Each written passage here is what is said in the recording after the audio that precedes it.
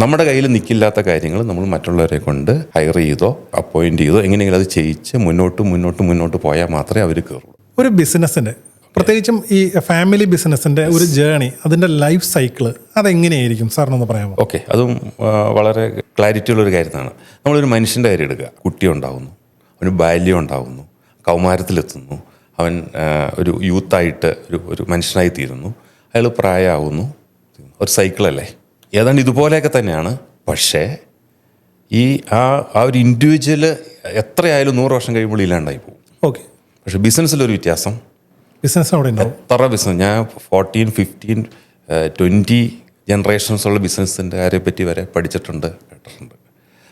ആ ഒരു പോയിന്റിൽ, ഞാൻ പറയാൻ പോണ ഒരു പോയിന്റിൽ ശ്രദ്ധിച്ചാൽ ഈ ലൈഫ് സൈക്കിളിൽ ഇത് താഴേക്ക് പോകാണ്ട് ഇറ്റ് വിൽ കണ്ടിന്യൂ.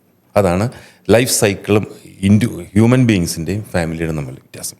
ഫാമിലിയുടെ പറയാം, ഫാമിലി അല്ലെങ്കിൽ ബിസിനസ്സിൻ്റെ ഞാൻ പറയാം. നോർമലി ഒരു ഫാമിലി ബിസിനസ്സിൻ്റെ, നമ്മളൊരു ബിസിനസ് സാറിന് ഇത് തുടങ്ങുന്നു, അത് തുടങ്ങാൻ ആഗ്രഹമുള്ളതും അതിന് ഫ്ലെയർ ഉള്ളതും പാഷനുള്ള ഒരാളായിരിക്കും തീർച്ചയായിട്ടും ആ ബിസിനസ് ആദ്യമായിട്ട് തുടങ്ങുക.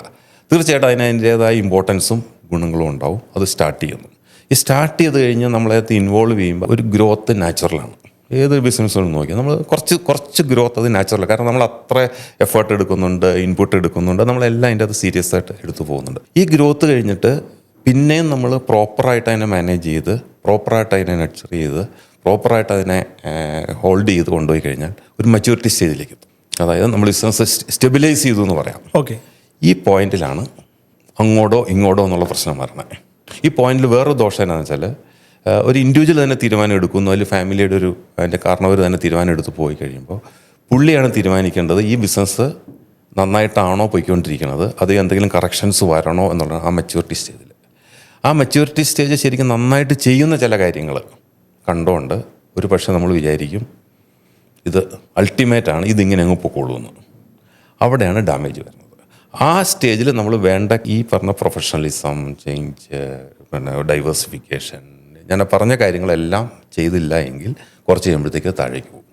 ഇത് മുന്നിൽ കണ്ട് ചെയ്ത് ഞാൻ ആ സക്സഷൻ റേറ്റ് കൂട്ടാനുള്ള ക്രൈറ്റീരിയാസ് പറഞ്ഞ കാര്യങ്ങൾ, ഇൻക്ലൂഡിങ് ഫാമിലിയുടെ കാര്യങ്ങൾ, നമ്മൾ തുടങ്ങിയപ്പോഴുള്ള വിഷൻ ആയിരിക്കരുത്. അപ്പോഴത്തേക്ക് 10-15 വർഷം കഴിഞ്ഞാൽ തന്നെ ആ വിഷൻ അപ്പം മാറ്റണം. സിറ്റുവേഷൻ അനുസരിച്ചിട്ടും മാർക്കറ്റ് അനുസരിച്ചിട്ടും ലോകം എങ്ങനെ പോകണമെന്നുള്ളതനുസരിച്ചിട്ട് ആ ചേഞ്ചുകൾ വരുമ്പോൾ ആ വിഷൻ മാറ്റണം. അതിലേക്ക് എത്തിക്കാനുള്ള വഴികൾ ഞാൻ പറഞ്ഞ ഡൈവേഴ്സിഫിക്കേഷൻ തിങ്ക് ചെയ്യണം, പ്രൊഫഷണൽസിനെ കൊണ്ടുവരണം. നമ്മുടെ കയ്യിൽ നിൽക്കില്ലാത്ത കാര്യങ്ങൾ നമ്മൾ മറ്റുള്ളവരെ കൊണ്ട് ഹയർ ചെയ്തോ അപ്പോയിൻറ്റ് ചെയ്തോ എങ്ങനെയെങ്കിലും അത് ചെയ്യിച്ച് മുന്നോട്ട് പോയാൽ മാത്രമേ അവർ കയറുള്ളൂ. അതാണ് ആ സൈക്കിളിൻ്റെ ഇത് കഴിഞ്ഞാൽ മിക്കവാറും ഈ പറഞ്ഞ 70% ആ എൻഡിലേക്ക് വരും. ഇതൊരു ട്രൂത്താണ്, ഇതൊരു ഫാക്റ്റാണ്.